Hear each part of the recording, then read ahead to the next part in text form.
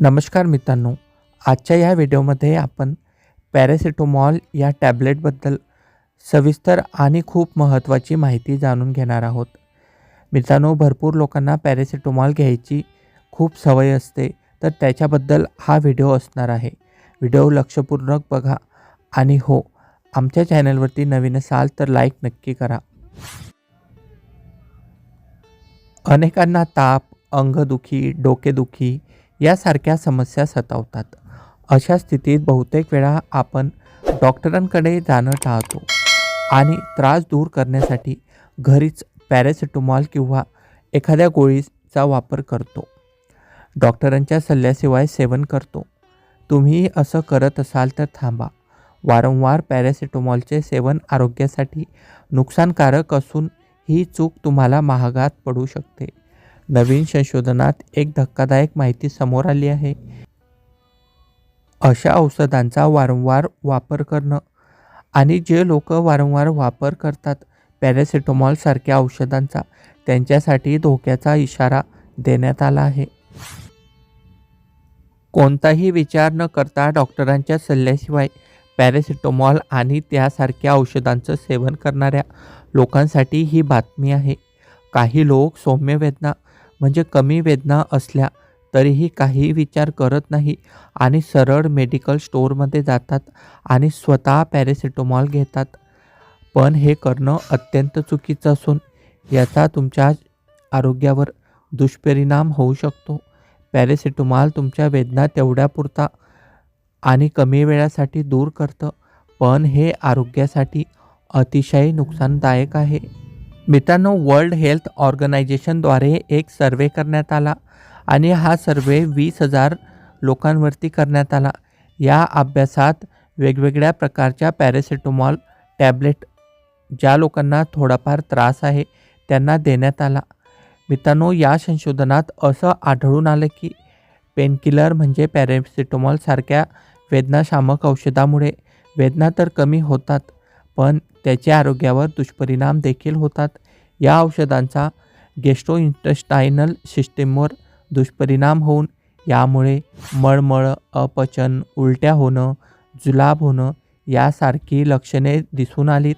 शिवाय थकवा येणं, चक्कर येणं आणि डोकेदुखी यासारख्या मज्जासंस्थेशी संबंधित समस्याही दिसून आल्या. मित्रांनो, विशेष म्हणजे ज्या लोकांना पाठीच्या खालच्या भागात तीव्र वेदना होत होत्या अशा लोकांनी या औषधांचा वापर जास्त प्रमाणात केला. तर मित्रांनो, अशा प्रकारे जर तुम्हालाही समस्या होत असतील तर तुम्ही पॅरासिटामॉल टॅब्लेटचं सेवन करणं लगेच थांबवायला हवं. ज्या लोकांना पाठदुखी आहे किंवा गुडघेदुखी आहे म्हणजे ऑस्टिओथायरॉइटिस सारख्या काही समस्या आहेत, तर याच्या उपचारासाठी पॅरासिटामॉल घेतल्याने जीवनशैलीत सुधारणा होत नाही. वेदना कमी करण्यासाठी पॅरासिटामॉलचा वापर तितका प्रभावी ठरत नाही. पण संशोधनात समोर आलं या औषधांच्या जास्त वापरामुळे यकृत देखील खराब होऊ शकतं. यकृत म्हणजे आपल्या लिव्हरच्या समस्या वाढू शकतात आणि जर तुमचं लिव्हर खराब झालं तर तुम्हाला पचनाच्या समस्या होतील.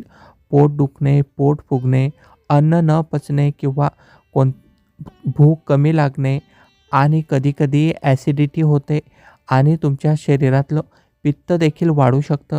यामुळे तुम्हाला फायदा तर होतच नाही, परंतु पॅरासिटामॉल घेतल्याने तुमचं लिव्हर खराब होऊन तुमच्या शरीरामध्ये वेगवेगळ्या प्रकारच्या समस्या दिसायला सुरुवात होते.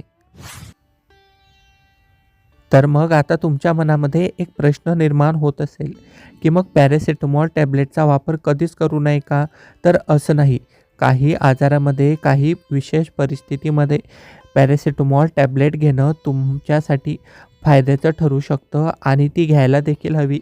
परंतु हे डॉक्टरांच्या सल्ल्यानुसार घ्यावं.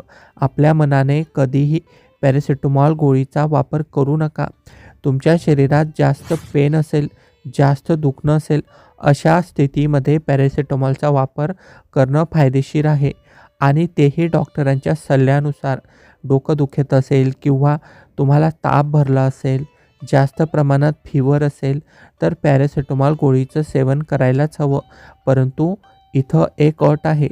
पॅरासिटामॉल गोळीचं सेवन हे तुम्ही डोसप्रमाणे करावं, म्हणजे जास्त डोस देखील घेऊ नये. जास्त डोस घेतला म्हणजे काही लोकं काय करतात, एक पॅरासिटामॉल टॅबलेट घेतात, 10-15 मिनटं, अर्धा तास वाट बघतात आणि त्यांना काही फरक जाणवला नाही, तर लगेच दुसरी टॅबलेट घेतात. तर असं करू नका. डॉक्टरांचा सल्ला घ्या आणि त्याच्याप्रमाणे डोसचा प्रमाण ठरवा. पॅरासिटामॉल ओव्हरडोसची काही लक्षणं आहेत, म्हणजे बेहोशी किंवा चक्कर येणं, जास्त ताप भरणं, थरथर कापणे, तीव्र डोकेदुखी, चिडचिड, खायला त्रास जाणवणे, त्वचेवर पुरळ उठणे, निळसर ओठ आणि त्वचा होणे, मानसिक गोंधळ होणे, गंभीर प्रकरणामध्ये कोमा देखील होऊ शकतो. त्यामुळे लक्षपूर्वक ह्या टॅबलेटचा वापर करा.